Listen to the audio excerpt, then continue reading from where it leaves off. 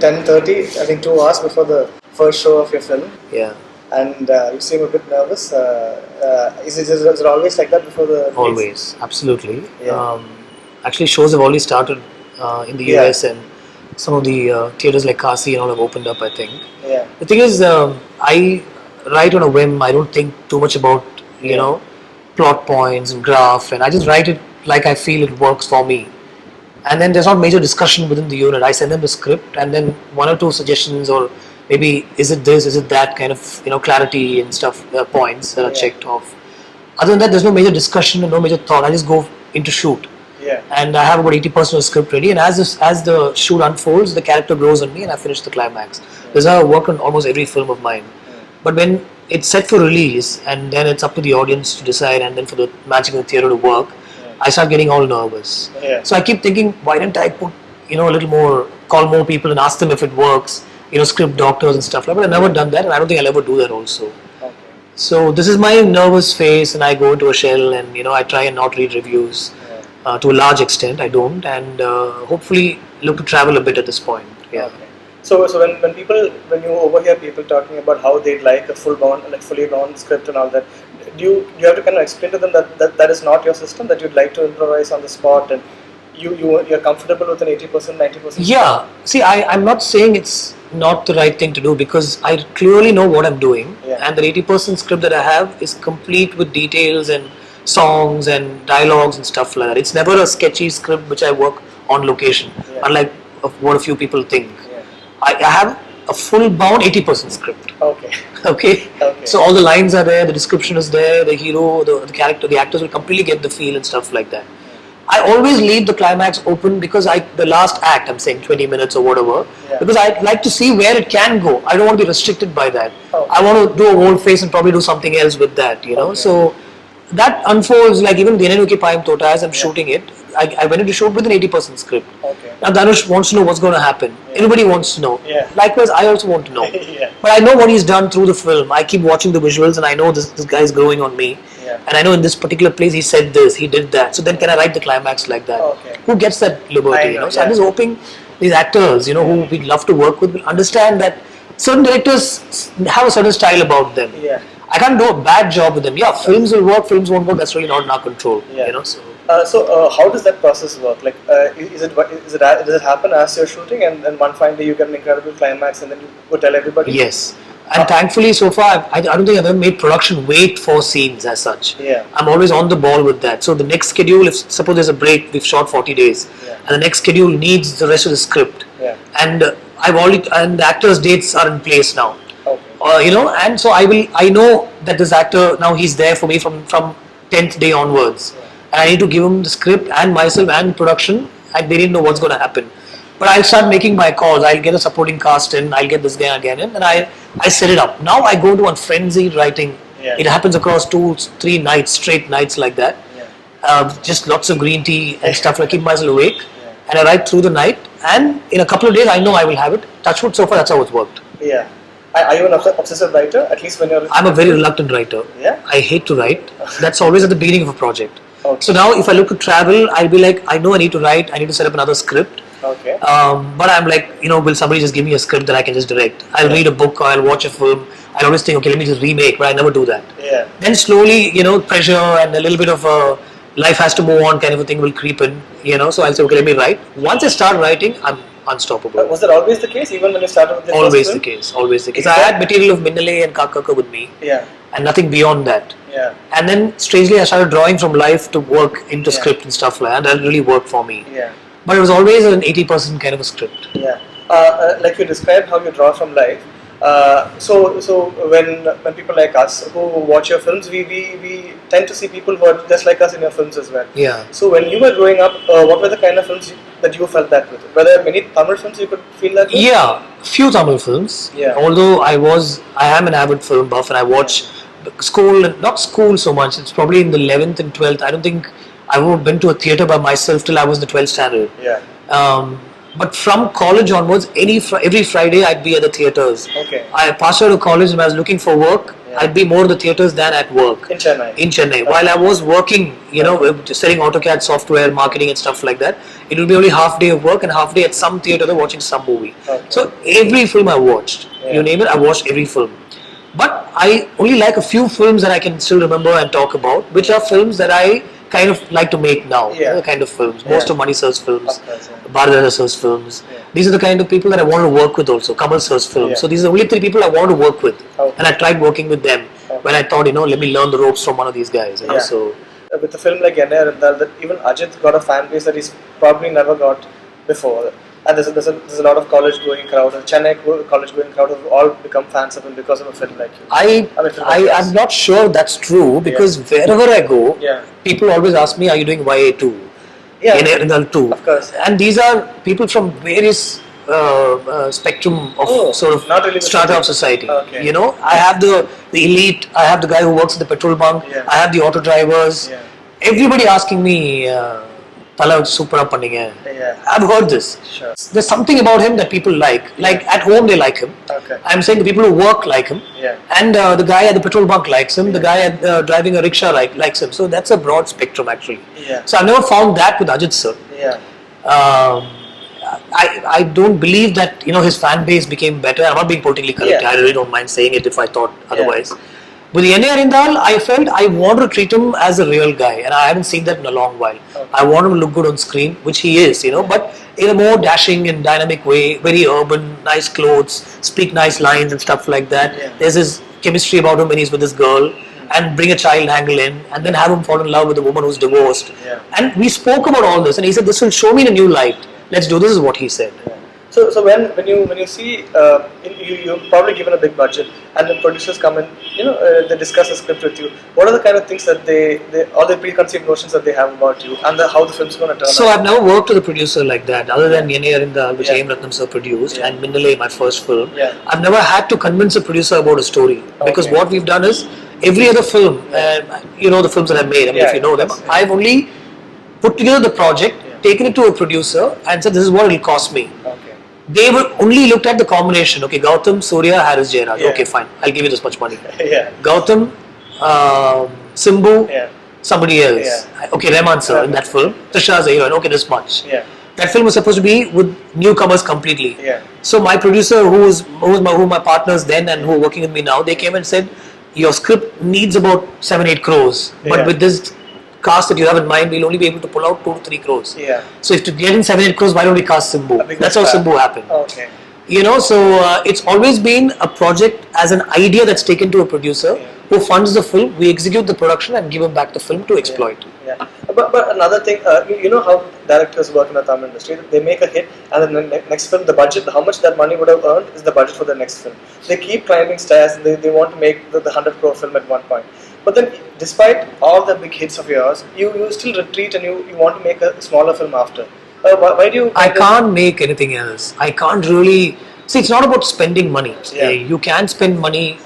I'm very tuned to not do that. For me, the bigness, so to speak, can come even with a limited budget and stuff like that. Like if you take Achcham Yenbadhu Madamaiyada, it's not a really big budget film as such. We actually couldn't pull off the money at all.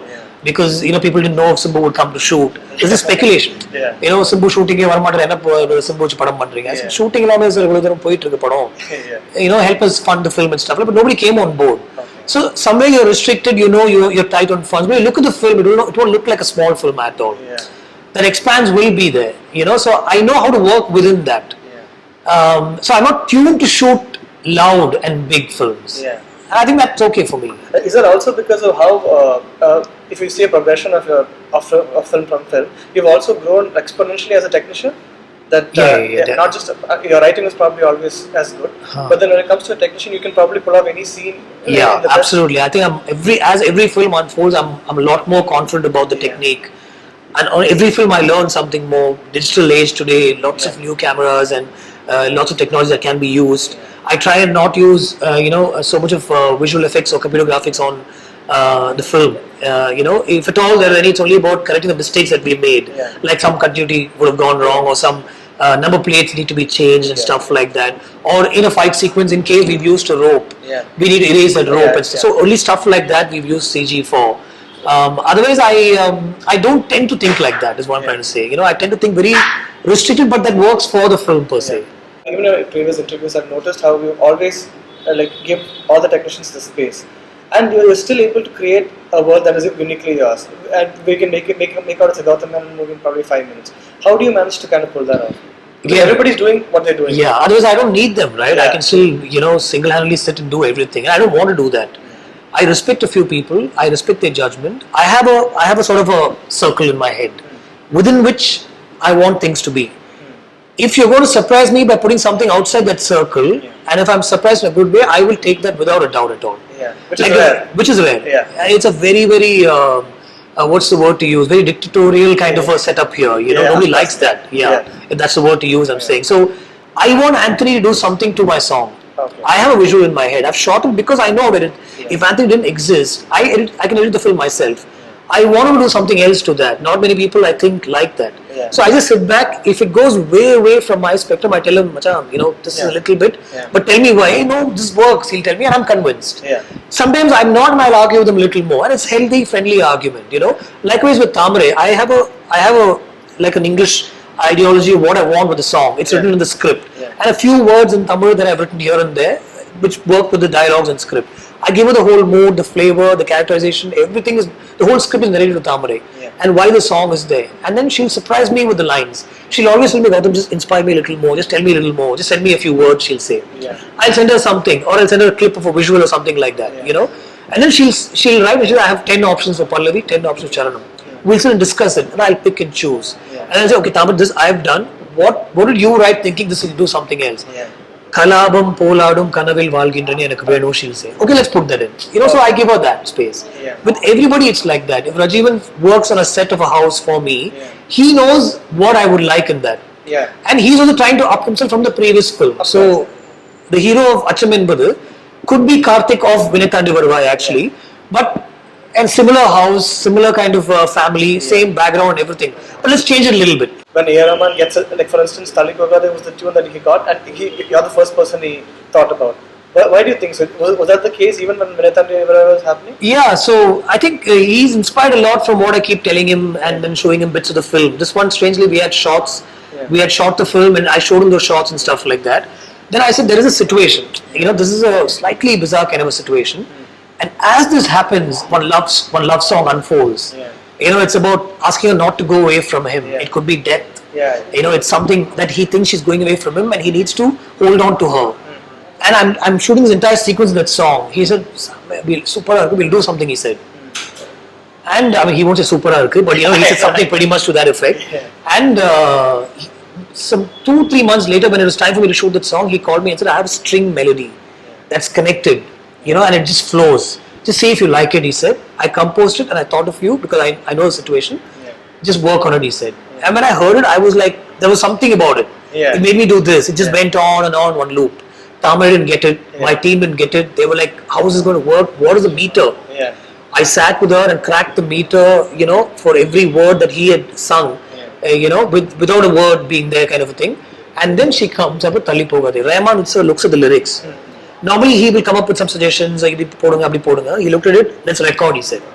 There was a magic in the air, and we put it out when Simbu went through that controversial beep song thing. That call also was taken by Rahman sir. He said, let's put it out, let's change his image, he said. Who thinks like that? I would be even embarrassed to ask him. I was hoping something like that would happen. He looked at me and said, he's going through some phase. The song released by Matuo, he said. We had goosebumps, and we put it out. Does it happen with a lot of your songs? Because obviously there's nobody else in the 2000s who's as big as you are when it comes to getting big music. No, I'm like Mani sir's songs. It does something to me. But can't you say the 2000s belong to you? No way. No. I'm not being modest. Not at all. I'm not even saying maybe I wish it had and all that stuff. See, for me, I'm a struggler. I struggle with every film. And I have no bones about admitting that. And that's a pattern within me. I struggle to finish the climax. I struggle to convince the actor. There's struggle to put money on the table, and there's struggle to release the film also. Somebody recently asked me why I said I don't know. It's a big deal, man. I learned with every film. Yeah. And I'm still standing here, and I have a smile on my face. I'm talking to you. Yeah. And this film is an experimental film. AYM is an experimental film. If you see the film, you'll know what I'm talking about. There's some things that I haven't done ever in any film of mine. Yeah. And the first half is filled with songs. Mm-hmm. I've treated it musically. I've treated their friendship / love story as a musical. So it's just song after song after song. Yeah. Now, there's many sections of the audience which will be like, a song, a poetry. So I have to hold them with the visuals. Yeah. And I'm sure I will be able to. It's now second half, there are no songs at all. Okay. And then in the end, I've done one little mass thing that every other film actually has, which I haven't done. Yeah. So I've crossed 2 lines there. I should have crossed 5 lines and had him flying in the air and all that. But I crossed 2 lines and kept it within my stream. Yeah. But why is it so? Like how we were discussing earlier. Why is it that a director who reaches your stature, they kind of tend to go, even if they have one major flop, the film after that's still going to be as big as the previous hits. But only when it comes to you, you have to talk about it. You have to be a bit mellow. Is it because people you don't kind of know how to push your weight around? No, strangely, that's never happened. I mean, I know if you look at the films that I've done, probably Needane in Punvasundam is the only film that the producer claims didn't make enough money as much as he expected. Yeah. And there was this little buzz in the trade that this is not what we expected this film to be and stuff like that. And I still have people calling me and telling me it's one of your best films. The discussion was too much of conversation and stuff. I thought it's one of my, the way we handled Samantha especially, the dynamics between the two people and the conversation and everything I really liked. It's probably the only film that, according to the producer, didn't make any money. Yeah. Didn't make money that he thought it would make. But I've never had a problem trying to get the actor on board for the next film. See, between Surya and me, the discussion is not about whether I'd be able to make a good film or not. Yeah. Or it's not about my credibility as a director. Never. Yeah. And they get your films and all that at all times. Yeah, absolutely. Yeah. Absolutely. In fact, when we sat on discussion of Dhruva Nakshatram, he told me he liked lots of moments of Needane, but certain parts, paste or something he said. I said, brother, that's a film that I want to make. Yeah. And I never feel bad about my film, then putting Nandu Sinayagal, Yeah. So I'm just saying, that's the other film that didn't work at all, completely. So the discussion was only about, is this film the next film that I should be doing? Is this a Tamil film per se? It's more international kind of a film. Yeah. Will the audience get it? The issue that you're talking about, will every Tamil audience or distributor or theatre owner get it? Okay. It's too large an international kind of a subject. Namma audience eppadi connect பண்ணுவாங்க. We'll put it out and see. Yeah. I'm taking the risk. I'm the producer. I'm ready. Let's put it out and see. Okay. So what should be the problem then? He should just come on board, right? But somewhere he was worried about his image. True. For the next film, couple of films hadn't done well. He trusted the directors, that didn't go well is what he said. Yeah. So he put the sort of axe on my head and said, I need to trust you that this will go on board. I'm not able to, he said. Okay. So I said, okay, fair enough. Let's not try and push something that's not going to work. We'll come back again. We're in discussion now for another film. Yeah. I think this is okay between two people, it's fairly okay. It can happen between husband and wife. Yeah. It can happen between two people who madly love each other, different opinions, stuff like that. I mean, we're not in that space, I'm just saying, but it happened, that's all. Yeah. Another question that I wanted to ask you, you're always accused of being an elitist filmmaker on this. I'm sure it's a question that's been asked of you a lot of times. But in an industry where there are openly casteist directors, why do you think you're asked this question so often? Yeah, and you're seeing these casted films that are made. No, I find it really strange, and I'm happy to be in that space. I don't have a problem with people saying he makes only urban films. Yeah. He's really elitist and stuff. Nobody else is there, right? So let me make those films. Yeah. Today, I have the audacity to say, and I said this in the press conference 2 days ago also, that you're out of your senses and somebody takes you to a theatre. You don't know where you are. You wake up and half an hour the film is playing. Yeah. And you have no idea about, this film is released and stuff like that. And, it's Gautham Menon Padama. Yeah. That's what I want. Okay. When they look at a frame or when they look at a couple of scenes, without knowing what's in the background of the film, they should know it's a film from me. And I have the audacity to say it today, I'm saying. Now that you're speaking openly about you wanting to go a little massy and all that, don't you feel that your USP is what you're kind of meddling with? So I will definitely balance that, right? I mean, I can't lose this. Yeah. But Allu Arjun asked me, you're so good, your films are so good, you don't cross that line and make it edgy. Yeah. If Yemaya Chesaru had crossed the line, it would have been from a 20 crore film, it would have gone to a 40 crore film. Okay. So I told him, Arjun, if you did the film, it would have been a 40 crore film automatically. So don't worry about what the script is doing to it. Yeah. The 40 crore market would have come if you had done the film, because you have a bigger fan base. There's a new boy. Okay? I know, yeah. So the script has the element that an actor can pull off. Yeah. So after having seen the last 20 minutes of AYM myself, I am taking a call today that the next time I'm going to write something, it's going to be very edgy and massy and commercial. Okay. I want to get there. I want to know that my films have made some money also for the distributors. But I promise you, it can never get crass or bad. Of course. That taste will always be there, because that's what I learned from people around me, and that's the taste that I've imbibed across 35-40 years of my life, so I can't change that about myself. But that won't change the core GVM film that it is at its stage right now. No, I don't think it will change. It'll still be the same, but I'll still push the envelope and cross those 5 lines, I'm saying. Which leads me to the next question. You've made so many bilinguals, even this is a bilingual. When in the process of making a bilingual, is there always a favorite of the two? Especially in your case, because I'm sure you don't know Telugu as well as you know Tamil, right? No. What I try and look at is the little difference between both the films. It's the same script, handled by 2 heroes, 2 different actors. Everybody else is the same, the film. Music is the same, except the language is different. I try and see if Simbu has done one shot, how Che would do it. Or if Che has done one shot, how differently Simbu would do it. Normally, for a script, as you're writing a script, it's from the heart, right? There's only one actor who can pull off a script. That same thing, I'm extending that to 2 actors doing the same thing. 2 big markets by itself. People won't even have seen the Tamil version if the Telugu version releases in Andhra and Telangana and stuff like that. There's no question of them seeing the Telugu version here. But scores of people have seen both the films, and if somewhere I can draw a slight difference between the 2 films, I'm happy about it. So I can't really pick a favorite, because this film is actually more apt for Chaitanya. Exactly. Because of the character, it's about a normal, everyday boy at home. He's not, the dude and stuff like that. A simple guy, he's lazy, he's lethargic also sometimes. His passion is his bike and stuff like that. And what happens when he meets this girl? Now with Simbu, I have to make him pull it off. And he's so good at pulling it off. So that's why it suits Che better than Simbu.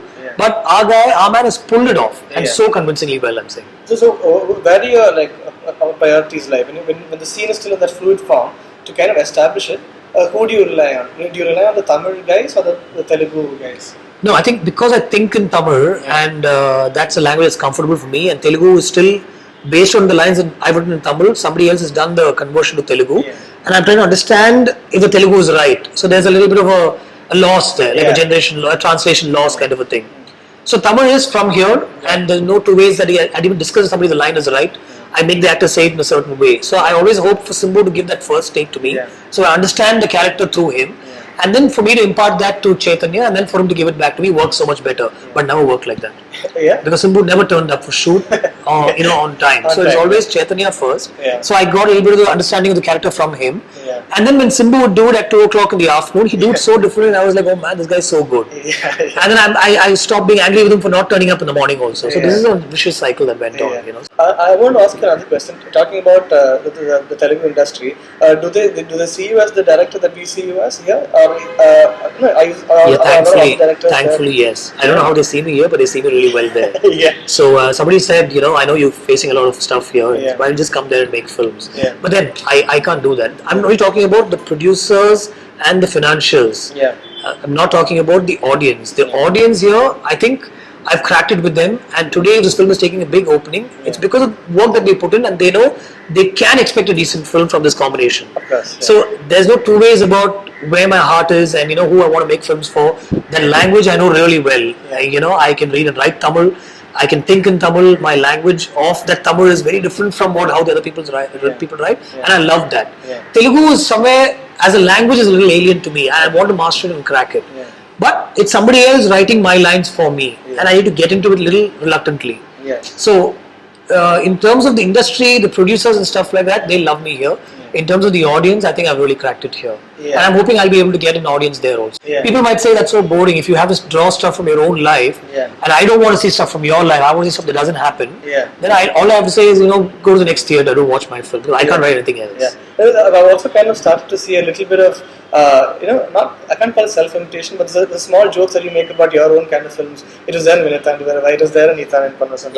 I think it's there in Achcham Yenbadhu Madamaiyada. What is that about? It comes naturally in the writing, and I think this is also drawn from what I heard people saying. Yeah, our particular English and and stuff like that. So I thought, might as well use that. No, this is what you think about me. Let me put that in. Yeah, that's all. And in this, you've already like said they're going to be comparisons with VTV, and then you've just cracked a joke about it, and we feel comfortable about it. Was that the? Yeah, I'm saying that because the characterization and the background is the same, people actually think it's a sequel. Yeah. But I've taken it. That's the story of a boy who becomes a man because of love and the pain and everything like that. Yeah. And there's still that boy in him. Yeah. There's a story of a boy who becomes a man, and then after there's no boy in him at all. Okay. Everything changes for him. His whole life. He didn't even imagine he'd reach a stage in life because of what happened. Yeah. So the boy in him is taken away, and now a man is born. That's what Achcham Yenbadhu is all about. Okay. Every film, I guess, is very personal, and you start getting a sense of an attachment to it. But then when it comes to your films, for instance, I know there was supposed to be a film called Johan. I know there's a film called Chennai Lunar. These are films that we've already been excited about. So how do you kind of see those films? At least Chennai Lunar. I think we started that with a lot of love, and Rahman says music, youngsters. But somewhere, it's the first time after 25 days of shoot, I felt it's not working. Okay. Because of the youngsters, and I didn't want to put them out in a bad way. I didn't want people to say, today they've all evolved into, and I've used them in various films. Yeah. Today I'd love to go back and work with those same guys and make them, make that same film. And it's such a light and young and fresh script. Actually, it'll work even 10 years from now.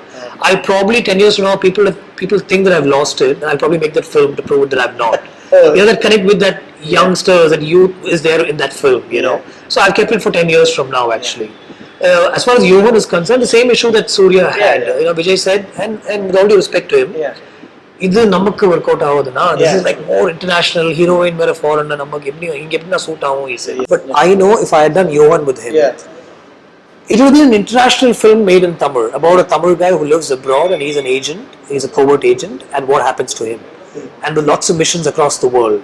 And this is not the story, I'm just telling it to you in gist. So it would have been state of the art, you know what I'm saying? Exactly. I felt if he had just trusted me and gone ahead with it, we could have done something with it. But I respect the fact that he needs to be comfortable. Exactly. I can't have him wondering what's happening through 60 days of shoot.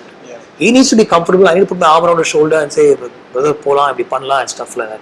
I didn't want to be at a distance and think what is happening jittery. I've always found the comfort level with Simbu. When he comes on the set, he said, I was just saving in theory, he'll say, I tell him the same, you fight, sorry, pandra. But he's never jittery about it. Exactly. He completely trusts me. He doesn't even know too much of the script because I like that raw feel about it. But with Vijay, I don't have that rapport. I'm hoping to get into a system and get that rapport with him. He'll be completely convinced. It'll happen. Yeah. But do you feel, if you were to make a film like that, do you also feel very strongly about the reception of the audience? Because films like Bombay Velvet and all that, which is made at the state of the art and they spent a lot of money. It's a dream film of a great filmmaker. But then somehow the audience was not there for that kind of a film. So I'm really saying that still didn't stop Ranbir Kapoor from getting Ae Dil Hai Mushkil. Exactly. Anurag Kashyap has also moved on to make more films. Anushka, brilliant actress that she is. Nobody takes anything away from them. If at all, it's me who's a producer of the film who will go through a certain financial losses and stuff like that. And I know how to get over that, so that the risk is completely mine. The actor is never going to be ridiculed for something like that, especially somebody of that stature, I'm saying. Of course. The top guys don't have to worry at all. And it can never be a film of bad taste. It cannot be that. I can vouch for that. It might be a film that doesn't work, but it can't be a film that people will trash. And some of the films of these heroes that have worked, they're trashy, if you ask me. Is that something that you have to constantly see? That I can. That's my opinion, not the audience's opinion. It's completely my opinion. I can't write or even think of making a film like that. It's your job to communicate with the actor and convince him. If you can't do even that, then why are they paying you the big bucks? Exactly. I don't get the big bucks, but still I'm saying that's your job. You need to go out there. You need to write.